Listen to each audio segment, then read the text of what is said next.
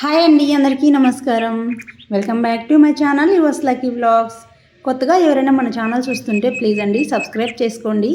Already subscribe చేసుకున్న వాళ్ళకి చాలా చాలా థ్యాంక్స్ అండి. వీడియో నచ్చింది, యూస్ఫుల్ అయ్యింది అనుకుంటే ఒక చిన్న లైక్ చేయండి ఫ్రెండ్స్. మీరు లైక్ చేయడం వల్ల నాకు చాలా మోటివేషన్గా ఉంటుంది.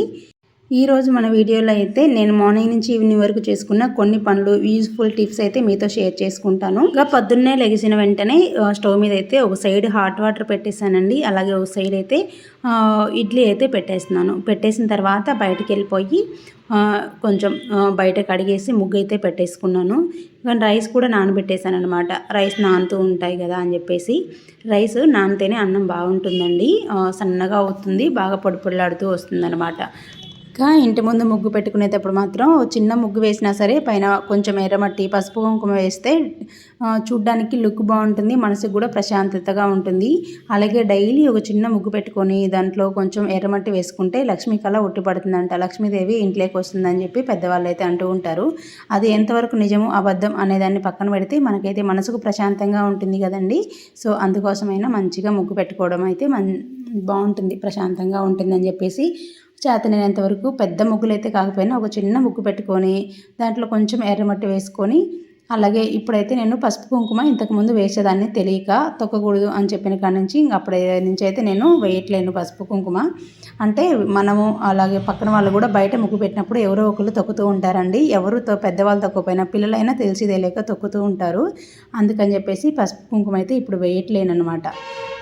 పసుపు కుంకుమ కలర్స్లో ఉన్న రంగులు అయితే తెచ్చుకున్నాను, అవైతే వేసుకుంటున్నాను ఇప్పుడు. బాగుంది కదా చూడ్డానికైతే, సేమ్ పసుపు కుంకుమ వేసినట్టుగానే ఉంటుంది. ముగ్గుకైతే మంచి కలర్ అయితే వస్తుందన్నమాట. కానీ రాత్రి అయితే ఇదిగోండి పప్పు నానబెట్టేశాను, బాదం పప్పు. అదైతే పిల్లలకి ఇస్తే వాళ్ళైతే ఒలిచేస్తారు. ఇంక ఇక్కడైతే కుండ కూడా కడిగేసి పక్కన పెట్టాను అనమాట. నైట్ పోస్తానండి డైలీ నీళ్ళు, కాకపోతే రాత్రి కొంచెం వాటర్ ఉందని చెప్పేసి ఇంకా అదైతే వాడలేదు. ఆ ఉన్న వాటర్ ఇప్పుడు తీసి కొంచెం కాంచి పక్కన పెట్టేశాను పిల్లల బాటిల్లో వేయడానికి. ఇప్పుడైతే కుండ కడిగితే కుండలో వాటర్ అయితే వేసేసుకోవచ్చు. ఇంకా ఇగోండి ఇక్కడైతే పప్పు అయితే స్టవ్ మీద పెట్టేశాను. పప్పు అయితే ఉడికిపోయిందండి. కొంచెం పప్పుచారు చేద్దామని చెప్పి చింతపండు వేయకుండా మామిడికాయ, ముందు వీడియోలో చూపించాను కదా మామిడికాయ ముక్కలు స్టోర్ చేసుకునేవని, అవి తీసి కొంచెం అయితే వేసేసాను అనమాట. నేను పప్పు ఉడకబెట్టేటప్పుడే క్యారెట్, బీట్రూట్ క్యారెట్, ముల్లంగి ఉడకబెట్టేస్తానండి. అవి ఉడకడానికి కొంచెం టైం తీసుకుంటాయి కదా పోపులో, అందుకని డైరెక్ట్గా గడ్డ అలాగే పెట్టేస్తాను. ఇలా పప్పుతో పాటు ఉడికించుకోవడం వల్ల పప్పు కూడా మంచిగా ఫ్లేవర్ అయితే యాడ్ అవుతుంది. అలాగే మనకు స్టవ్ మీద ఎక్కువసేపు ఉడికించి కూడా గ్యాస్ కూడా సేవ్ అవుతుంది అనమాట. ఈ విధంగా కొంచెం మునక్కాయ, ముల్లంగి, క్యారెట్ వేసేసి సాంబార్ అయితే చేసి పక్కన పెట్టేశాను. ఇంకా ఈరోజు అయితే చట్నీ ఏం చేయలేదండి, సాంబారు ఇడ్లీ పెట్టేస్తున్నాను. పిల్లలకి బాక్స్ కూడా ఇదే సాంబారు పెట్టేస్తాను అనమాట. ఇవ్వండి బాక్స్ అయితే ప్రిపేర్ చేస్తూ ఉన్నాను. ఇంకా పిల్లలు అయితే స్నానం చేసి వచ్చారు. జేస్తలకి అయితే వాళ్ళ డాడీ తినిపిస్తున్నారు అనమాట.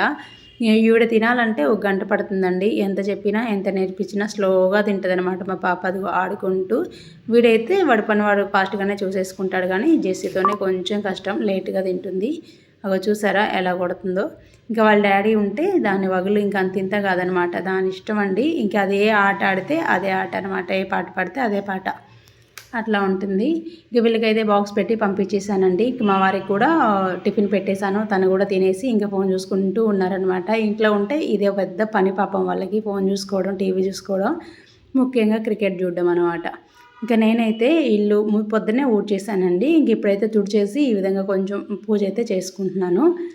ఇంకా ఫస్ట్ అయితే ఇంట్లో ఉన్న పువ్వులతోటి మాత్రం పెట్టి పూజ చేసేసుకున్నాను. ఆ తర్వాత వచ్చేసి ఇంకా బయట పువ్వులు కోసుకొని వచ్చి ఆ తర్వాత పువ్వులు అయితే పెట్టుకున్నాను అనమాట. టైం అయిపోతుందని చెప్పి ఓన్లీ రోజ్ ఫ్లవర్స్ పెట్టి పూజ చేసుకున్నానండి. పొద్దున్నే పిల్లలు వెళ్ళక ముందే చేసుకోవాలి అనుకుంటాను, కానీ ఎందుకో అస్సలు కుదరట్లేదు. పొద్దున్నే కొంచెం తొందరగా లెగవలేకపోతున్నానండి. అందుకని చెప్పేసి ఇంకా వాళ్ళు వెళ్ళిన తర్వాతనే ఈ విధంగా చేసుకుంటున్నాను అనమాట. నాకు ఇట్లా పువ్వులు వేసి పెట్టడానికి పాత్ర ఏమీ లేదండి, తీసుకోవాలనుకుంటున్నాను. కానీ ఎందుకో ఈరోజైతే ఇలా పువ్వులు వేసి పెట్టాలి అనిపించింది. సరే అని చెప్పి ఒక గిన్నెలో వాటర్ తీసుకొని అందులో గంధము, పసుపు, కుంకుమ, కొద్దిగా అక్షింతలు, అలాగే పచ్చకర్పూరము, జవాది పౌడర్ వేసాను. ఇవన్నీ వేసేసి ఆ తర్వాత ఇలా కొంచెం పువ్వులు అయితే డెకరేట్ చేసి అమ్మవారి ముందు అయితే పెట్టేశాను. చూడ్డానికైతే చాలా బాగుంది, అందుకే చూపించాలనిపించింది, అందుకే మీకైతే చూపిస్తున్నాను. అలాగే పూజ రూమ్లో మంచి స్మెల్ కూడా వస్తుందండి. మనకు హాల్ అంతా కూడా స్మెల్ వస్తుంది. మాకు హాల్కు కనెక్ట్ అయి ఉంటుందన్నమాట పూజ రూము. అలా పెట్టడం వల్ల హాల్ అంతా కూడా మంచి స్మెల్ అయితే వస్తుంది. చాలా ప్రశాంతంగా ఉందన్నమాట. మనకి గుళ్ళో ఎట్లా మంచి స్మెల్ వస్తుంది కదా అగరబత్తులు అదంతా కూడా అలాగనమాట. ఇక్కడైతే కొంచెం కొత్తిమీర, టమాటాలు, పచ్చిమిర్చి వేసేసి పచ్చడి అయితే చేసేస్తున్నానండి. సింపుల్గా ఒక్క స్పూన్ ఆయిల్ వేసేసి కొద్దిగా వాటర్ వేసేసి పచ్చిమిర్చి, కొత్తిమీర, టమాటా ఉడికించేసుకున్నాను. కొంచెం పల్లీలు వేసేసి గ్రైండ్ చేసుకున్నాను. గ్రైండ్ చేసేటప్పుడు కొంచెం వెల్లుల్లి కూడా వేసేసానండి. టేస్ట్ బాగుంటుందని వెల్లుల్లి జీలకర్ర వేసుకుంటే టేస్ట్ బాగుంటుంది. ఇంకా కొద్దిగా పచ్చి ఆనియన్స్ అయితే కట్ చేసి వేసాను. ఉదయం సాంబార్ చేశాను కదా, ఆ సాంబార్కి తోడుగా ఒక పచ్చడి ఉంటే బాగుంటుందని చెప్పి పచ్చడి అయితే చేశాను మధ్యాహ్నం మాకు లంచ్లోకి. ఇంకా అదనమాట. మధ్యాహ్నం అయితే మా వారు తినేసి ఆఫీస్కి అయితే వెళ్ళిపోయారు. నాకైతే బోర్ కొట్టేస్తుంది, మబ్బు పట్టేసింది అనమాట. వర్షం పడేలాగా అనిపిస్తుంది. సరే అని చెప్పేసి పైకి వెళ్ళాను. అంటే ఒక 2 టైమ్స్ నుంచి నేను ఆకుకూరలు వేయడమే కానీ ఇంకా వేసింది కోసుకున్నట్టయితే చూపించట్లేదు కదా. నేను అసలు కోసుకోవట్లేదండి చూపించడానికి. మంచిగా వస్తుంది. ఆ టైంకి నేను నీళ్ళు పోయకపోవడమో లేకపోతే ఏదైనా ఊరు వెళ్ళడమో జరుగుతుంది. లాస్ట్ టైం బాగా వచ్చింది, ఊరు వెళ్ళాను, అప్పుడంతా ఎండిపోయిందనమాట. ఇంకా మొన్న కూడా మళ్ళీ వేసాను కానీ నేనే హెల్త్ బాగాలేక అట్లా వాటర్ అయితే వేయలేదు. సో అది కూడా బాగా ఎండిపోయినాయి. ఒక్కరోజు వాటర్ వేయకపోయినా కూడా చిన్న మొక్కలు కదండి, అదిగాక నెలలో లేవు కదా కుండీల్లో, కాబట్టి రోజు వాటర్ ఇస్తేనే అవి ఉంటాయి, లేకపోతే పోతాయి అన్నమాట. అవే పడిన విత్తనాలు ఉండి ఒక దాంట్లో అయితే ఇప్పుడు చిర్రాకు వచ్చేసింది, మిగతా అన్నీ ఖాళీగా ఉన్నాయి. ఇంక ఈ మధ్య నేను వాటర్ వేయక రోజ్ ఫ్లవర్ చెట్టు కూడా ఎండిపోయింది. అందుకని చెప్పి ఇవన్నీ కూడా కొంచెం క్లీన్ చేసుకుంటున్నానండి. ఇంకా ఇప్పటి నుంచే కొంచెం వర్షాలు పడుతున్నాయి కదా, స్టార్ట్ చేద్దాము, కొంచెమైనా ఆకుకూర వేసుకుందాము అని. నిజంగా నాకు బయట ఆకుకూర కొనేదానికంటే కూడా ఒకసారి ఇంట్లో వేసుకొని ఆ టేస్ట్ కానీ మనకి నోటికి టేస్టే కదండి, మనసుకు కూడా ప్రశాంతంగా ఉంటుంది. ఇంట్లో పండించుకున్న 4 ఆకులతోనైనా వండుకొని తింటే అదేందో తెలియదు, అంటే అది నా నోటికి టేస్ట్ కాదు కానీ మనసుకు ప్రశాంతత అనిపిస్తుంది అనమాట. ఇది మనం ఏ మందులు మాకులు లేకుండా పండించాము అనే ఫీల్ ఉంటుంది చూసారు, అది మాత్రం చాలా బాగుంటుంది. అదైతే నేను ఈ మధ్య బాగా మిస్ అయ్యానండి. అందుకని ఇప్పటి నుంచి అయితే కంపల్సరీ ఇట్లా డైలీ వాకింగ్ చేద్దాం, పైకి వెళ్ళి ఒక 1/2 అవర్ అని పెట్టుకున్నాను. ఎలాగో పైకి వెళ్తాను కాబట్టి డైలీ వాటర్ ఇద్దామని చెప్పేసి ఇలా అయితే నేనైతే చేస్తున్నాను. ముందుగా అయితే అన్నిట్లలో పిచ్చాకంతా వచ్చేసిందండి, అదంతా కూడా క్లియర్ చేసేసాను. క్లియర్ చేసి మొత్తం అయితే మట్టి కొంచెం లూజ్ చేశాను అనమాట, తవ్వాను. ఆ తర్వాత ఆ కుండీల మధ్యలో ఉన్న చెత్త అంతా కూడా క్లీన్ చేసేసాను. ఆ తర్వాత ఇప్పుడైతే విత్తనాలు అయితే వేస్తున్నాను. నా దగ్గర అయితే గోంగూర విత్తనాలు, పాలకూర విత్తనాలు, కొంచెం మెంతుకూర, అంటే మెంతులు ఉన్నాయన్నమాట ఇంట్లో. మామూలుగానే వంటకి తెచ్చుకుంటాం కదా, అవే మెంతులండి.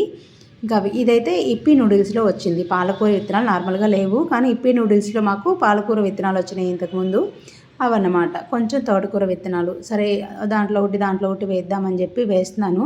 మనం అనుకుంటాం కానండి, ఇంత పెద్దవి కాకపోయినా చిన్న బిర్యానీ బాక్సులు అట్లా ఉంటాయి కదా, లేకపోతే మనం వెజిటేబుల్స్ కట్ చేసుకొని ఏమైనా క్లీన్ చేసుకోవడానికి అట్లాంటి హోల్స్ ఉన్న బుట్టలు కొంటూ ఉంటాం కదా, అలాంటి వాటిలోనైనా హోల్స్ లేని అయినా పర్వాలేదు, హోల్స్ పెట్టుకొని అడుగున 2 వాడుకోవచ్చు. అలా పనికిరాని పాత అయినా సరే కొంచెం విండోస్ దగ్గర అట్లా పెట్టుకున్నా సరే బాగుంటుంది. ఇక్కడైతే 1-2 తులసి చెట్లు అయితే ఉన్నాయండి, ఇంకా తీయడం ఎందుకు లేని అలాగే ఉంచేసి సైడ్కి అయితే విత్తనాలు వేసేస్తున్నా.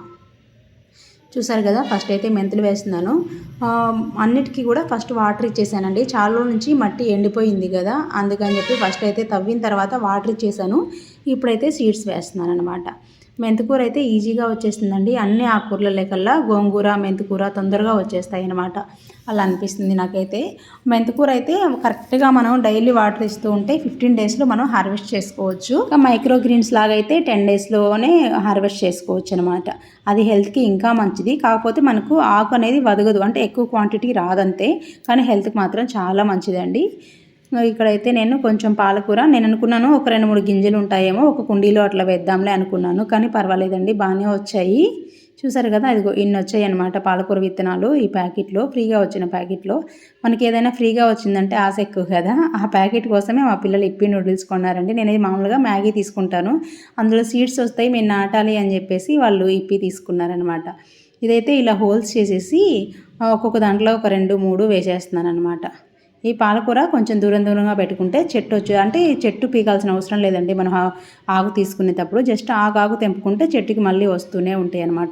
ఈ విధంగా అన్నిట్లలో ఒక 2-3 ఇట్లలో గోంగూర, 2 తోటకూర, 2 మెంతికూర, ఒక 2 పాలకూర వేసేసాను అనమాట.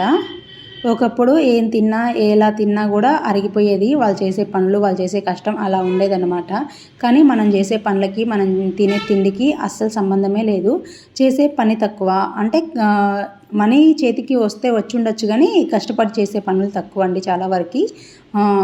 అంటే ఒళ్ళు కదిలి చేసే పని చాలా తక్కువ అనమాట. తినే తిండి మాత్రం ఎంతసేపు డీప్ ఫ్రైలు అని చెప్పేసి ఫాస్ట్ ఫుడ్లు అవి ఇవి ఎక్కువగా తింటూ ఉంటాం కదా.